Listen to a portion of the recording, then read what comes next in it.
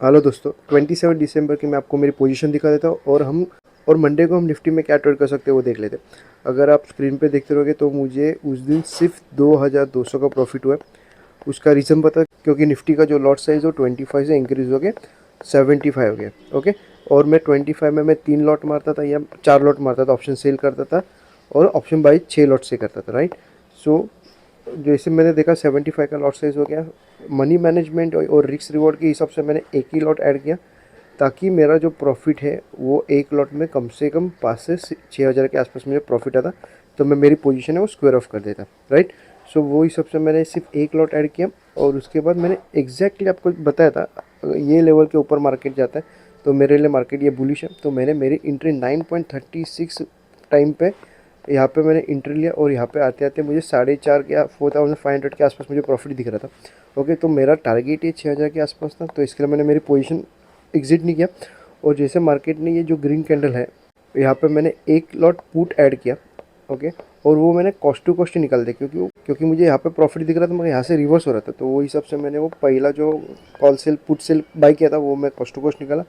And यहाँ पे आने के बाद मैं वापस एक बार पुट ऐड किया। उसका मैं रीज़न बताता हूँ, क्योंकि जहाँ पे मैंने पुट सेल किया था ये लेवल पे, यहाँ पे आते आते भी मुझे 2000 का प्रॉफिट दिख रहा था। ओके, सो मार्केट समझो यहाँ से ज़्यादा नीचे गिरेगा तो ये मेरा कॉस्ट टू कॉस्ट निकल जाएगा और ये पुट में मुझे कुछ ना कुछ मैं घर पे लेके जा सकता था, वही हिसाब से मैंने पुट बाई किया था। और वो मार्केट ने यहाँ पे 10 पॉइंट मेरा ऐसे ले लिया, इसके लिए उसमें आपको 750 का लॉस दिखता रहेगा। और मार्केट में यहाँ पे एंट्री लेने के बाद मैंने 156 को कहाँ पे तो स्क्वायर ऑफ किया। मार्केट सेम लेवल पे था जहाँ पे मैंने सेल किया, मैंने वहाँ पे बाई किया, तो भी मुझे ऑप्शन सेलिंग में 3000 का प्रॉफिट हुआ। अगर आप देखोगे तो फ्राइडे के दिन मार्केट में टाइम डीके बहुत हो रहा था। यूजुअली कभी होता नहीं है, मैं फ्राइडे को ज़्यादा ऑप्शन सेलिंग करता नहीं हूँ, मगर मैंने उस दिन तक किया था। क्यों किया था? क्योंकि मार्केट मेरे रेंज पे आया था और मार्केट ने ऑलरेडी 4 ग्रीन कैंडल बनाए थे। वो हिसाब से मुझे थोड़ा लग रहा था कि मार्केट अभी यहाँ से थोड़ा साइडवेज जाना चाहिए था या उसके बाद ब्रेकआउट देना चाहिए था। ओके, अगर उसके बाद ब्रेकआउट करता तो मैं शायद से लॉट भी ऐड कर देता। और क्योंकि अगर अपना एक लॉट अगर प्रॉफिट में है तो एवरेजिंग करने में कोई प्रॉब्लम नहीं, राइट। सो मेरे लेवल पे जा रहा था, इसके लिए मैं पुट सेल किया। कॉल बाइंग में डीके फटाफट बढ़ता नहीं। अगर आप पुट बाय करते हो तो पुट बाय में आपका प्रीमियम वो एकदम क्विकली इंक्रीज़ होता है, मगर अगर आप कॉल बाय करते रहोगे तो प्रीमियम ये स्लो एंड स्टेडी स्टेडी ऊपर जाता है, राइट। तो वो हिसाब से मैंने पुट सेल किया था और जो भी मार्केट साइडवेज जाए या ऊपर जाए अपने को प्रॉफिट होता ही था।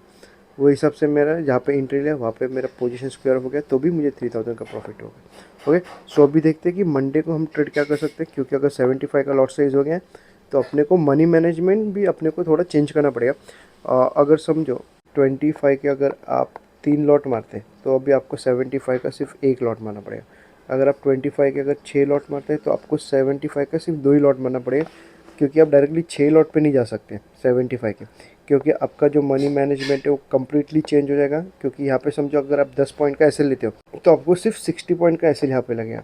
अगर आप 75 पे अगर 6 लॉट मारते हो, 6 लॉट पे अगर आपका 10 पॉइंट का एसएल होता है तो वो बहुत बड़ा हो सकता है।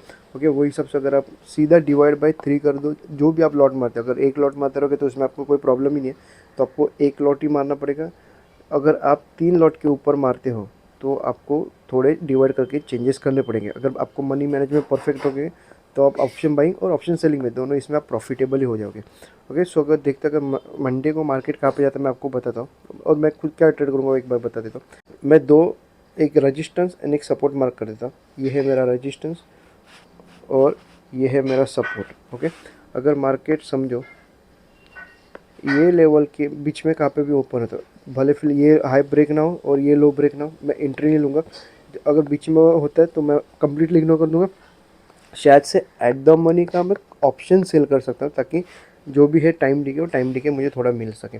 ओके, मगर समझो एक बड़ा गैप ओपन हो गया ये लेवल के ऊपर, अगर समझो एक कैंडल क्लोज किया और अगर उसका हाई ब्रेक होता है तो हम लोग एंट्री ले सकते हैं। मैक्सिमम 2 बार एंट्री, 1:2 का टारगेट कंप्लीट होता है। अपना ऐसे लिए कॉस्ट टू कॉस्ट करो और टारगेट ये कम से कम 1:4 का रखो, क्योंकि अगर अब मार्केट अभी ब्रेक करेगा तो मार्केट एक क्विक मोमेंटम कर सकता है। अगर आप देखोगे मार्केट ने ऑलमोस्ट 4 दिन मूवमेंट ही नहीं किया। ओके, वो एम मोमेंटम का वी मोमेंटम कर रहा है या डायरेक्टली एम पैटर्न बना रहा है और clearly one side up side या डाउन ट्रेंड नहीं जा रहा, तो वो हिसाब से अगर अभी जाएगा तो शायद से अपने को एक बड़ा टारगेट मिल सकता है। ओके, और डाउन साइड में जाना रहेगा तो मार्केट को मेरे लिए ये लेवल ज़्यादा इंपॉर्टेंट है। समझे एक बड़ा गैप डाउन ओपन हो गया, समझो एक बड़ा गैप डाउन हो गया, और डायरेक्टली ब्रेक करे या थोड़ा साइडवेज होने के बाद मार्केट ब्रेक करे तो ये मार्केट एक बड़ा डाउन ट्रेंड मिल सकता है। मैक्सिमम 2 बार एंट्री ले सकते हैं। 1:2 का टारगेट कंप्लीट हो गया, अपना एसएल ये कॉस्ट टू कॉस्ट कर सकते हैं, और टारगेट कम से कम 1:4 का रखना ही पड़ेगा, क्योंकि अगर मार्केट ये लेवल ब्रेक करता है तो पहला टारगेट तो आपको, अगर ऑप्शन बाइंग करते हैं तो आपको ऑलमोस्ट यहाँ पे अच्छा खासा प्रॉफिट मिल जाएगा। अगर आप ऑप्शन सेलिंग करते हैं तो जैसे मार्केट यहाँ पे टच होएगा, अपना एसएल है वो ये लाइन पे हम लोग रख सकते हैं 23,645 के आसपास का। ओके, क्योंकि अगर ऊपर जाएगा तो मार्केट समझ जाओ कि मार्केट ये साइडवेज है। अगर यहाँ से मार्केट वापस रिवर्स जाएगा तो आपको ऑप्शन सेलिंग में भी अच्छा प्रॉफिट मिलेगा और ऑप्शन बाइंग में भी अच्छा खासा प्रॉफिट मिलेगा। सो मैं क्या करूँगा, इसके नीचे जाएगा, अगर मोमेंटम अगर क्विक रहेगा तो मैं ऑप्शन बाइंग करूँगा, और अगर मोमेंटम अगर स्लो एंड स्टेडी जाता रहेगा तो मैं ऑप्शन सेलिंग करना ज़्यादा प्रीफर करूँगा। ओके, और अपसाइड ब्रेक करता है तो मैं ऑप्शन सेलिंग ही करूँगा, क्योंकि अपसाइड में ज़्यादा ऑप्शन बाइंग में प्रॉफिट ज़्यादा फास्ट नहीं मिलता है as compare to put buying में का। ओके, सो अगर आपको कुछ डाउट होता रहेगा तो आप कमेंट कर सकते हैं। ये वीडियो अच्छा लगा तो लाइक कर सकते हैं।